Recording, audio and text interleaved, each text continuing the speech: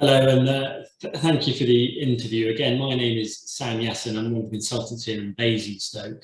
And I'd like to just take a moment to talk about the topic of knee injuries, and specifically knee injuries in the younger age group in children and young adults. So I might be speaking to you as an individual young adult, or indeed it may be your son or daughter that you've come to find this video. One of the things that we have noticed, especially over the last decade or two, is a significant rise, unfortunately, in injuries in children and young adults. And this is due to a variety of factors, but we have certainly seen a much greater uptake in structured sport at a young age. And with that structured sport comes exposure to higher energy contact or non-contact injuries that can frequently, unfortunately, lead to significant knee injuries. And the process thereafter is not always that straightforward for you as an individual, or indeed your son or daughter. Thankfully, there are many solutions to this, and thankfully, you can come and find people like myself to deal with these problems for you. One of the unique challenges that we see in children and young adults is the presence of growth plates in the bone, and this can significantly complicate some of our treatment strategies. The fact that the bone is still growing affects some of the surgical options that we may suggest, or indeed how we go about surgery. And whenever we're dealing with injuries in younger individuals, all decision making, be that down an operative or a non-operative route, really need to balance out some of the risks and the complications from the injury itself, but some of the potential effects that surgery may have on the individual with respect to their growth. Thankfully, we have an extensive experience here in Basingstoke of how to treat and mitigate some of those risks. And I would encourage all those individuals, if they are afflicted with knee injuries, especially in the younger age group, to ascertain that they are reviewed by the appropriate specialist. Well, significant knee injuries can occur in all sorts of sports, but we very commonly see them in pivoting sports such as football, rugby, or other sports with cutting manoeuvres. It is not correct to think that significant injuries only occur with significant contact. In fact, the mainstay of paediatric knee injuries is the injury to the ACL ligament, and that is often injured through a non-contact twisting mechanism. So somebody may be taking averting action from an oncoming player, and the knee will pivot and be significantly injured. The hallmarks here are significant pain, the kind of pain that makes you come off the pitch rather than finish the match, and significant swelling, which happens either immediately or in the early acute phase. So if you have any form of significant injury, contact or non-contact injury, with subsequent immediate pain, limiting your ability to continue, limiting your ability to wait there, and if this is associated with significant swelling, that is the very definition of a significant knee injury. And in those situations, you should certainly reach out for medical attention.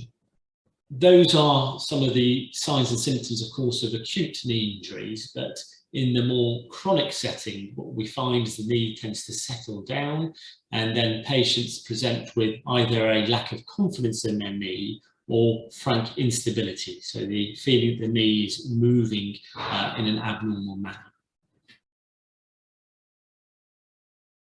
I think that's an excellent question and very pertinent. And the honest answer is that the UK setup is not optimised for either the diagnosis or the management of paediatric knee injuries. A very common scenario will be that an individual will recognise themselves as having a big injury, will attend emergency services, may spend some time in the emergency department and have an X-ray and a basic assessment. And when the X-ray is reported as normal, will then be sent away as a soft tissue injury with no further input and no further management. Of course, these individuals do need further input and further management. And if you're worried that you've had a significant knee injury, it is really imperative that you're reviewed by the appropriate specialist, be that an orthopaedic surgeon with a specialty interest in paediatric knee injuries, or an allied healthcare professional with a similar interest. But it is imperative that these injuries are not put to one side.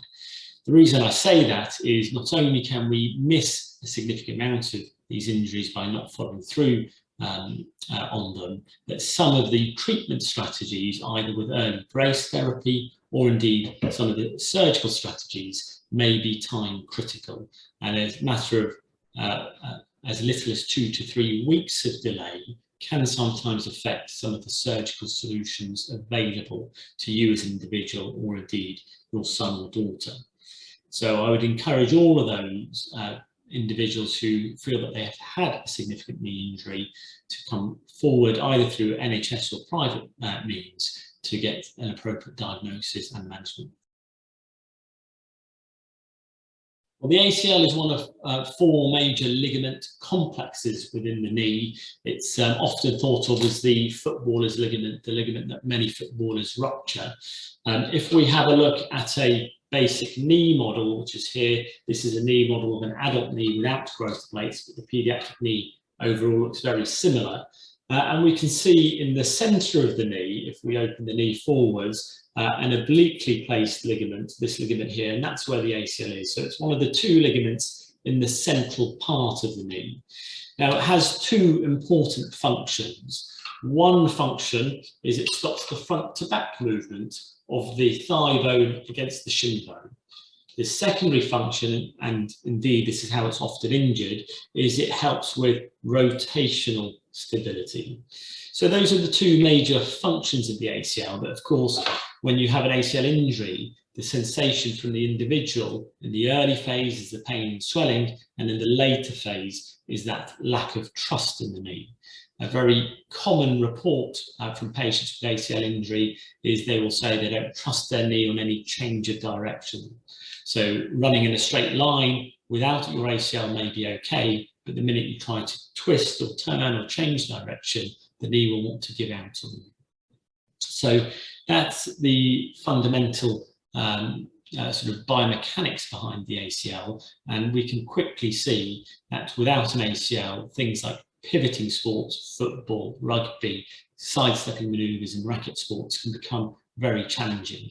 And that's where a discussion, an early discussion with somebody with a paediatric surgical interest is warranted. ACL treatment options for children and young adults are not necessarily the same as the treatment options for adults. We always have consideration for non-operative management, so managing people with activity modification, brace therapy, physiotherapy. But there are fundamental differences in the young population to the older population.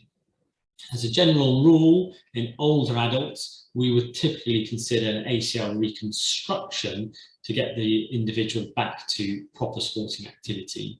A reconstruction essentially involves removing the torn part of the ACL or removing part of it and recreating a new ACL with donated tissue.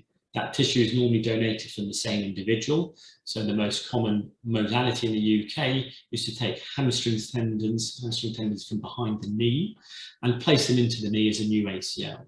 And that may also be an option in the younger adult population and the paediatric population. So hamstrings ACL reconstruction is certainly a possibility. When we're talking about reconstruction, we're talking about recreating an ACL.